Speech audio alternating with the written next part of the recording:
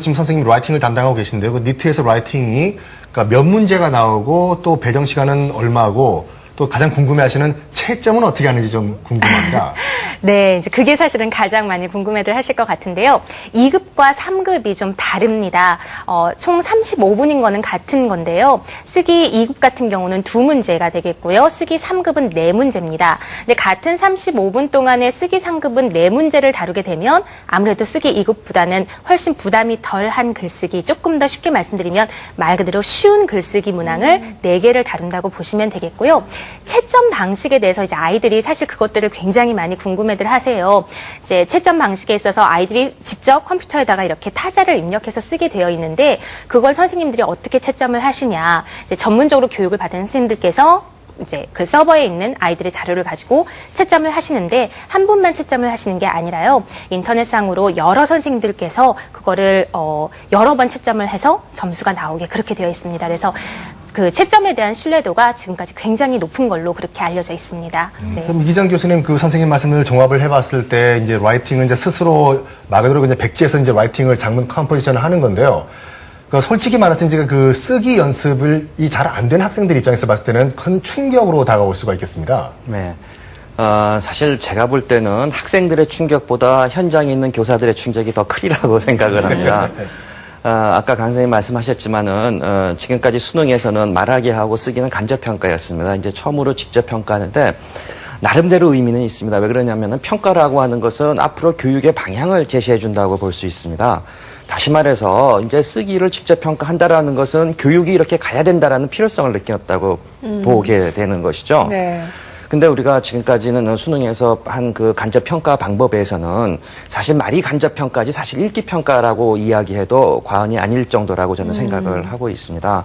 물론 이제 처음에는 정착 단계이기 때문에 아직 학교 현장에서 굉장히 혼란이 있을 겁니다만은 이번에 개정되는 교과 과정에서는 이 쓰기 문제가 어떻게 교과서하고 현장에 같이 적용될 수 있는가 하는 것이 분명히 나오리라고 생각하기 때문에 큰 문제 없이 시간이 지나면서 익숙해질 수 있으리라고 저는 생각합니다. 네. 저희가 어렸을 때 이제 주관식 문제 그 기억을 좀 해보면 뭐 what으로 이제 물어보면 이제 답을 단답형으로 답만 쓰면은 뒤에 그러니까 동사를 is나 뭐 a나 이런 거를 쓰지 않으면 틀리게 했던 선생님들이 있었어요. 그렇죠. 그리고 또 그 주관식이라고 해봤자 단답형 굉장히 간단한 게 뭐 who, beep, you 같은 네. 경우는 답이 아지 않습니까? 예. 그럼 거의 뭐 객관식과 다름없는 그런 주관식이었어. 예. 그러니까 지금 이제 그 니트에서는 어떤 식으로 그 쓰기 영역의 문제가 출제가 되는지 선생님 좀 준비를 해오셨는데 좀 설명을 좀 해주세요. 네, 예. 금방 김성현 씨 그런 문제를 그러니까 우리 어른들이 옛날에 봤던 그런 주관식을 생각하시면 문제 보시고 놀라실지도 몰라요. 네, 완전히 직접 평가입니다. 문제 네. 쓰기 3급부터 같이 한번 보시겠어요? 네. 첫 번째 유형은 그림 세부 묘사 완성하기인데요. 3급이다 보니까 조금은 문제가 그렇게 어렵지는 않습니다. 중학교 3학년 정도, 2, 3학년 아이들도 풀 수 있는 그 정도 문제가 되겠고요. 말 그대로 그림 세부 묘사를 완성하기라고 제목이 돼 있는 걸 보시면 아시겠지만 앞에 주어들이 전부 다 이렇게 주어져 있습니다. 그래서 문장을 말 그대로 완성하는 수준의 그 정도 기본적인 이러한 쓰기 능력을 물어보는 것이고요. 그림이 나와 있을 때 우리가 흔히 일상생활에서 볼 수 있는 흔한 사진입니다. 그래서 우리가 일상생활에서 어느 한순간을 사진으로 찰칵 찍었다라고 생각하시면 딱 좋으실 것 같은데요. 지금 여기는 예를 들어서 버스 정류장이 되겠죠. 여기에 여러 등장인물들의 행동이 굉장히 특징적으로 묘사가 되어 있습니다. 어느 누가 봐도 이 사람이 지금 뭐 하고 있구나, 전화통화하고 있구나, 책 읽고 있구나, 울고 있구나, 풍선 때문에요. 이런 걸 알 수 있도록 이렇게 특징적으로 묘사가 되어지면 이걸 보시고 이제 이 처음에는 지금 버스를 기다리고 있다는 그러한 내용으로 문장을 이렇게 완성해 주시면 되는 겁니다. 이게 바로 쓰기 3급의 첫 번째 그리 어렵지 않은 많은 친구들이 잘 할 수 있는 유형이라 생각되는 그림 세부 묘사 완성하기가 되겠고요. 두 번째 문항을 한번 넘어가 보시면 이거는 이제 조금 문항이 어려워졌죠. 빈칸이 많이 늘어났습니다. 네, 주어진 게 하나도 없고요. 말 그대로 편지 쓰기, 그러니까 기능문 쓰기의 완성이 아니라 모든 내용을 학생들 스스로 써야 하는 기능문 쓰기에 가장 많이 이제 우리가 친숙하게 다룰 수 있는 일상생활에서 많이 쓰이는 편지 쓰기 내용인데요. 내용은 문제 잠깐 한번 한번 보시면요. 친구들에게 봉사활동을 함께 할 것을 권유하는 이메일을 쓰시오라고 나와 있습니다. 요즘 사실은 편지 쓰는 친구들이 그렇게 많지가 않잖아요. 편지지 사서 쓰는 친구들이 많지 않으니까 요즘 그 추세에 알맞게 이렇게 이메일을 직접 너희들이 한번 써볼 수 있는지 테스트를 해보는 게 되겠고요. 데이트도 나와 있고 장소, 그다음에 활동들이 이렇게 나와 있습니다. 그래서 이메일을 이 내용을 가지고 채울 수 있는지 이거를 물어보는 게 쓰기 3급의 기능문 쓰기 중에서도 가장 많은 유형을 차지하고 있는 편지 쓰기를 제가 한번 보여드려 봤고요. 마지막으로는 쓰기 3급 같은 경우 이렇게 그림이 나와 있는 내용들이 굉장히 많은데요. 되게 재미있는 유형이라고 저는 생각이 됩니다.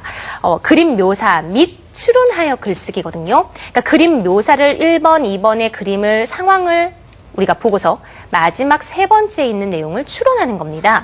근데 지금 보시면 아시겠지만 어떤 상황인 것 같으세요? 집 문을 딱 나왔는데 열쇠가 생각이 났어요. 우리 이런 경우 사실 되게 많죠. 저도 경험이 있는데요. 그리고 문을 들어가려고 딱 봤더니 문이 이미 잠겨 있고 열쇠는 안에 있고 우리가 흔히 일상생활에서 굉장히 당황스러운 상황으로 이렇게 연출될 수 있는 이런 내용들이 나와서 마지막에 여러분들의 단지 글쓰기 능력뿐만 아니라 논리적인 어떻게 보면 그 내용적인 측면까지도 이러한 상황에서 마지막 어떻게 되었을지 그것을 상상해서 한번 글을 써보라라는 게 마지막 유형이 되겠습니다. 뭐 이거 말고도 지금 예시로 여러 가지 문제 유형들이 나와 있는데요. 약간 다르게 뭐 컴퓨터 작업을 열심히 하다가 우유를 거기다 엎질렀을 때, 그 뒤에 상황은 어떻게 될지, 이러한 상황들이 나와 있고요. 제가 지금 세 가지만 보여드렸는데, 지금 이제 더 나온 유형 중에는 어떤 게 있냐면, 이것도 별로 그렇게 어렵지 않은 유형인데, 그림이 세 가지가 주어지고요. 예를 들어서, 일상생활에서 우리가 굉장히 친숙하게 느낄 수 있는, 옆에 친구가 오늘 집에 같이 가자고 했다. 근데 이 세 가지 이유 중에, 그림의 상황을 놓고서 세 가지 중에 한 가지를 골라서 거절하는 메시지를 쓰시오라고 그런 식으로, 그러니까, 그림은 여러 가지가 이제 한 세 가지 정도로 나오는데 뭐 운동장에서 같이 공놀이를 친구들과 해야 된다거나 아니면 두 번째 남아서 같이 스터디를 해야 된다거나 강당에서 영어 말하기 대회가 있다거나 이렇게 우리가 정말로 일상생활에서 쓰기 3급은요. 우리가 친숙하게 다룰 수 있는 소재들을 가지고 글을 제대로 쓸 수 있는지 그 메시지를 표현할 수 있는지를 그렇게 알아보는 유형이 되겠습니다. 네. 이제 마지막 그 그림판이 하나 더 남았는데, 그건 어떤 그림판이고, 어떤 목적인지 좀 설명 좀 부탁드리겠습니다. 네, 마지막 그림판은요, 쓰기 2급에 관련된 내용입니다. 쓰기 2급은 난이도가 조금 올라가지요. 자, 짧은 에세이 쓰기입니다. 그러니까 완벽하게 글을 정말로 제대로 된 라이팅을 우리가 흔히 조금 더 아카데믹한 내용으로 이제 그런 걸 완성할 수 있는지를 보는 건데요. 지금 여기 짧은 에세이는 주로 이렇게 장단점을 우리가 내세울 수 있는 토픽들이 나옵니다. 그래서 여기는 지금 대학 진학의 장점과 단점에 대해서 생각한 글이다라고 해서 이렇게 introduction 그 뒤에 이유가 두 가지는 주어져 있고요. supporting 할 수 있는 내용이 두 가지는 주어져 있고 마지막 거를 자기 생각을 넣어서 conclusion 결론까지 낼 수 있는 자 이러한 내용을 가지고 말 그대로 짧은 에세이를 단어 수도 보시면 아시겠지만 아까 3급에서는 가장 적은 것 같은 경우는 20단어 내외 정도까지도 요구했었는데 120단어까지 올라갔지요. 그래서 이거는 전체 글을 완성하는 능력을 보는 게 이 쓰기 2급의 짧은 에세이 쓰기가 되겠고요.